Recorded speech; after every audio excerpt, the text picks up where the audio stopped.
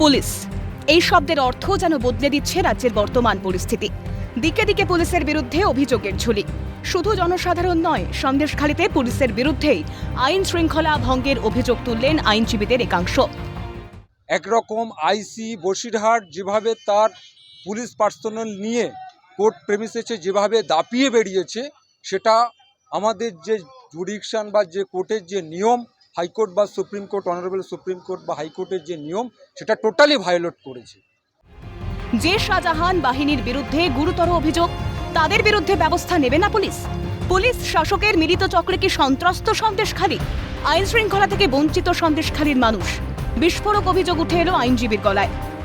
এবং সন্দেশখালীর মানুষ যেভাবে আইন থেকে বঞ্চিত, সেটা আগামী দিনে সন্দেশখালীর ভূমি সন্তান হিসাবে এই কোর্টের মাঠে লড়াই করে আমি দেখিয়ে দেবো। পুলিশ যেন আইনের ঊর্ধ্বে। পুলিশের বিরুদ্ধে ধস্তাধস্তির অভিযোগ তুললেন মহিলা আইনজীবী। পুলিশ প্রশাসন আমার সাথে ধস্তাধস্তি করে, ওখানে কোনো লেডি কনস্টেবল ছিলেন না।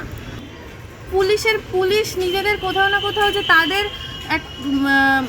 একটা যে সীমাবদ্ধতা কতটা, সেটা তারা হারিয়ে ফেলেছে। মানে তারা আইনের ঊর্ধ্বে, তারা মনে করছে। পুলিশের বিরুদ্ধে অভিযোগ তুলে দিনভর কর্মবিরতির ডাক দেন বসিরহাট আদালতের আইনজীবীরা। মঙ্গলবার পুলিশের সঙ্গে বৈঠকের পর কর্মবিরতি তুলে নেন আইনজীবীরা।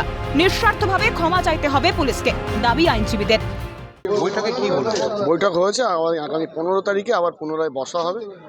সেই পর্যন্ত একই অবস্থাতে থাকবে। আমরা আমাদের পালন করবে। কর্মবিরতি আমাদের আজকে হয়ে উইথড্র হচ্ছে। সাধারণ মানুষ নয়, পুলিশ প্রশাসন এবার আইনজীবীদের কাজ করায়। কোন পর্যায়ে এগোচ্ছে সন্দেশখালী তথা রাজ্যের আইন শৃঙ্খলা? রাজ্য থেকে ক্রমশই হারাচ্ছে জনতার সুরক্ষা। প্রশ্ন উঠছে বারবার। পঙ্কজ বিশ্বাসের রিপোর্ট, ক্যালকাটা নিউজ।